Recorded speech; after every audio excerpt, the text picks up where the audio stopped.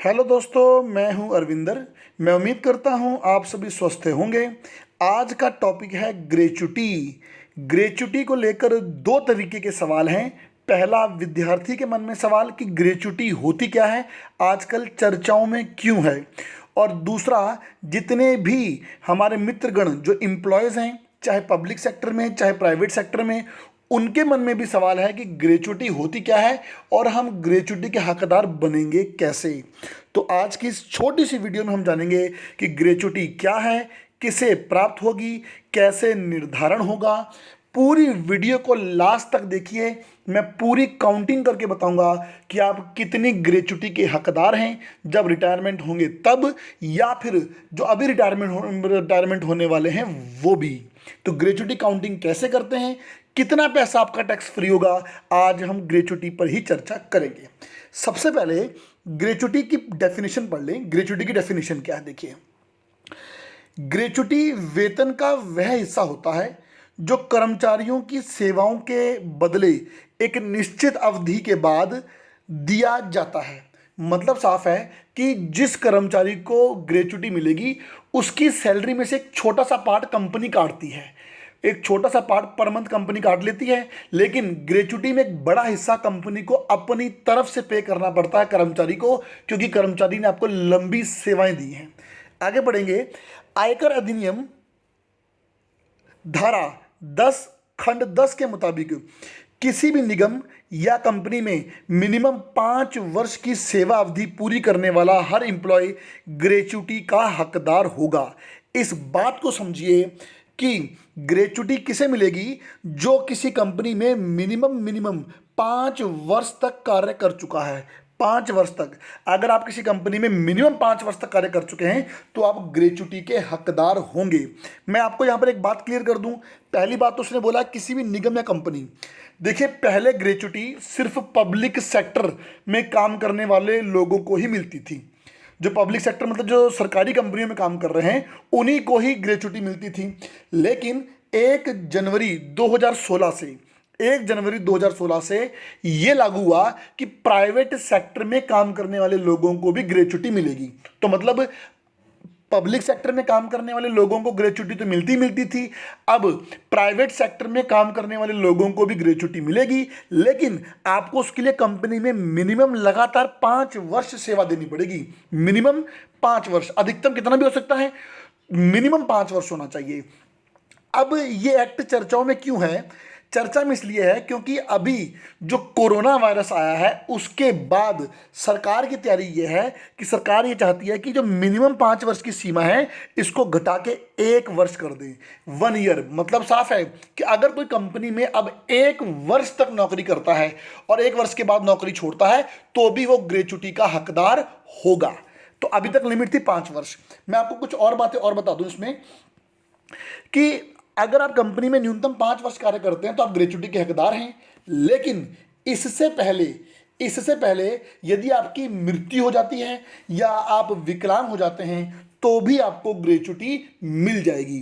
अगर आप कंपनी में काम करते हैं, हष्ट पुष्ट तरीके से रिटायर होते हैं, तो आपको, अगर आपने न्यूनतम 5 वर्ष कार्य किया है तभी जाके आपको ग्रेच्युटी मिलेगी। इस बात का ध्यान रखिए। ग्रेच्युटी एक्ट 1972 में आया था, मतलब हमें ग्रेच्युटी देनी पड़ेगी। इसके पीछे कौन सी बाध्यकारी शक्ति है, यानी कंपलसरी एक्ट है, तो ग्रेच्युटी एक्ट 1972। यहां पर एक और बात जान लीजिए। ग्रेच्युटी एक्ट 1972 के अनुसार ग्रेच्युटी वही कंपनियां देंगी जिस कंपनी में मिनिमम 10 एम्प्लॉय काम करते हैं। अब मान लीजिए कि मेरी कंपनी है, मेरी कंपनी में 6 एम्प्लॉय काम करते हैं, तो मैं इनको ग्रेच्युटी नहीं दूंगा, मैं ग्रेच्युटी देने के लिए बाध्य नहीं हूं। याद रखना, ग्रेच्युटी वही कंपनी देगी जिस कंपनी में मिनिमम 10 एम्प्लॉयज काम करते हैं, न्यूनतम 10।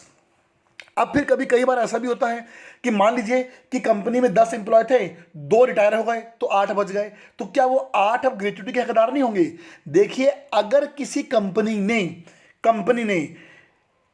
अपने एम्प्लॉय एक बार 10 बना लिए, यानी कि एक बार 10 का आंकड़ा छू लिया कंपनी ने, उसके बाद कंपनी फिर से 6 एम्प्लॉय कर दे, डजंट मैटर। अगर आपने एक बार 10 का आंकड़ा छू लिया है तो आपको अब ग्रेच्युटी देनी ही पड़ेगी। मतलब साफ है कि अगर किसी कंपनी में एक बार 10 तक एम्प्लॉय हो जाते हैं, उसके बाद घट के 2 हो जाए, 3 हो जाए, 4 हो जाए, डजंट मैटर, आपको ग्रेच्युटी देनी पड़ेगी क्योंकि आप 10 का आंकड़ा छू के आ चुके हैं। एक और महत्वपूर्ण बात, ग्रेच्युटी एक्ट 1972 के अनुसार प्रत्येक वर्ष में सिर्फ 15 दिनों की ही ग्रेच्युटी जो है वो आपको मिलेगी, 15 दिन की। तो हमने ग्रेच्युटी में जो बात पढ़ी, जो अभी तक डेफिनेशन में पढ़ा कि ग्रेच्युटी कर्मचारियों को मिलने वाला एक ऐसा पैसा है जो उनको रिटायरमेंट के समय मिलता है। इसका छोटा पार्ट उसकी उनकी सैलरी से काटा जाता है और एक बड़ा पार्ट जो है वो उनको कंपनी पे करती है। ठीक है जी।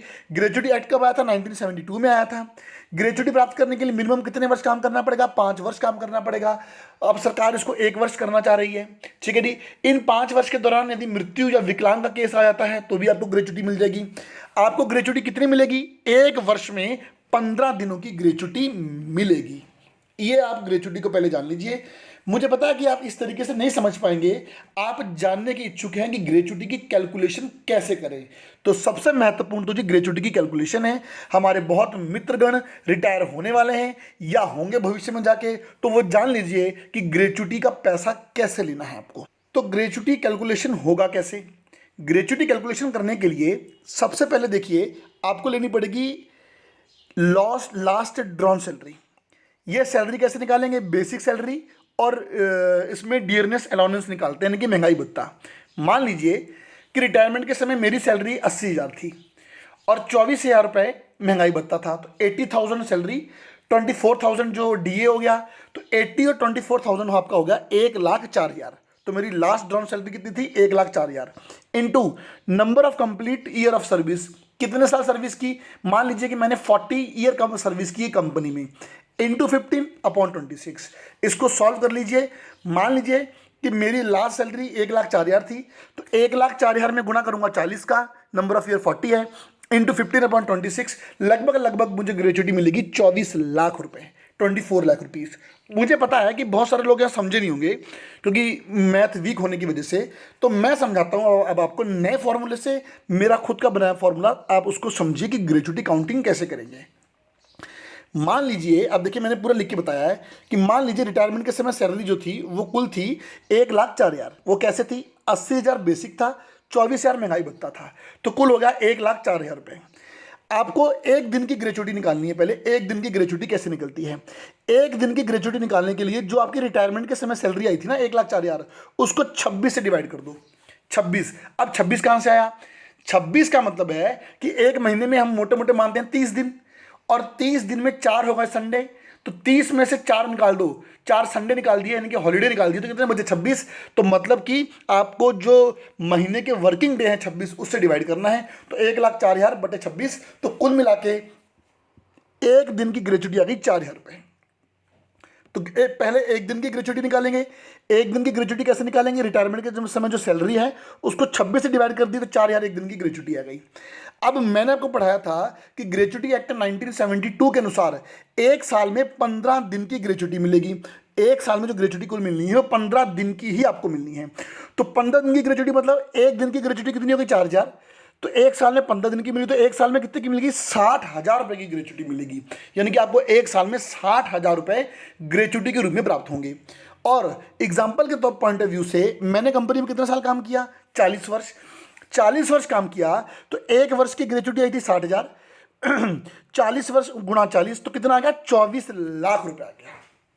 24 लाख। मैं फिर समझा रहा हूं, रिटायरमेंट के समय सैलरी 1,04,000, एक दिन की ग्रेच्युटी 1,04,000 को 26 से डिवाइड किया, 4,000 रुपये आ गया। उसके बाद एक साल में कुल 15 दिन ग्रेच्युटी मिलेगी, तो मतलब 4,000 एक दिन की हो गई, साल में 15 दिन मिलनी है तो 60,000 हो गई एक साल की। 40 वर्ष में कितनी हो गई? एक वर्ष की 60,000, तो 40 में गुणा 40, 24 लाख रुपए होगी। लेकिन खुश मत होइए बहुत ज़्यादा आप, क्योंकि अगर आपको 24 लाख रुपये मिला है तो लगभग आपका 5,20,000 रुपये टैक्स के फॉर्म में चले जाएगा, क्योंकि 5 लाख तक इनकम टैक्स फ्री है। मान लीजिए 5 लाख से 10 लाख तक आपको 20% टैक्स देना है पुराने टैक्स स्लैब के अनुसार, क्योंकि आपको पता है कि वर्तमान में 2 टैक्स स्लैब चल रहे हैं। तो 5 लाख तक इनकम टैक्स फ्री है, 5 घटा दीजिए, क्योंकि आपको मान लीजिए 24 लाख मिला तो 5 घटाइए, पहले टैक्स फ्री हो गया।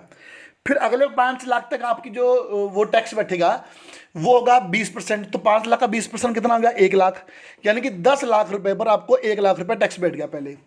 फिर 10 लाख के बाद जितनी भी आपकी इनकम होती है उस पर टैक्स पड़ता है 30%, यानी कि 30%। तो 10 लाख के बाद कितना बचा? 14 लाख। बिल्कुल 24 लाख था तो 10 लाख के बाद बचा 14 लाख। 14 लाख पे 30% टैक्स, तो यानी कि 14 पे 30% लगभग 4,20,000। तो 10 लाख तक 1 लाख टैक्स था, 14 लाख पर 4,20,000 हो गया। दोनों को सम मार दो, 5,20,000 रुपए आपको टैक्स देना पड़ेगा। मतलब जिंदगी भर की मेहनत 40 साल कंपनी को दिए, कंपनी ने रिटायरमेंट के समय 24 लाख रुपए दिए, उसमें से 5,20,000 रुपया तो सरकार लेकर जा रही है। तो सरकार की तो बल्ले बल्ले है। कर्मचारी ने जेब से, कर्मचारी को उसकी मेहनत का पैसा मिला, कंपनी ने जेब से पैसा दिया और सरकार इस पे आपका टैक्स ले रही है। लेकिन निराश मत होइए, क्योंकि अब अगर इनकम टैक्स की बात करेंगे तो अब जो बजट 2019 में घोषणा हुई है कि अगर आपकी ग्रेच्युटी 20 लाख से ऊपर है, 20 लाख से ऊपर, अगर 20 लाख के अंडर में है तो आपको 1 रुपया भी इनकम टैक्स नहीं देना है। अगर 20 लाख से ऊपर है, मान लीजिए यहां पर 24 लाख आया था ना, तो 24 लाख पर आपको टैक्स नहीं देना, सिर्फ 4 लाख पर टैक्स देना है। मतलब साफ है कि ग्रेच्युटी में टैक्स फ्री इनकम कितनी हो गई है? 20 लाख। ये पहले 10 लाख थी, बजट 2019 में से 20 लाख कर दिया गया है। ये भी ध्यान रखना कि अब पहले ये था कि 10 लाख तक आपको ग्रेच्युटी मिलती है तो 10 लाख के बाद जो मिलेगी उस पर टैक्स देना है। अब 20 लाख तक जो ग्रेच्युटी मिलेगी उस पर टैक्स नहीं देना है, 20 लाख के बाद जितना भी अमाउंट है उस पर आपको टैक्स देना है, चाहे वो 2 लाख हो, चाहे 3 लाख हो, चाहे 4 लाख हो, चाहे वो 5 लाख हो। तो ऐसे करते हैं ग्रेच्युटी की कैलकुलेशन और इतना आपको ग्रेच्युटी पर देना पड़ेगा टैक्स। ये था आप सभी की डिमांड पर ग्रेच्युटी का लेक्चर। अपना ध्यान रखिए। Thank you very much.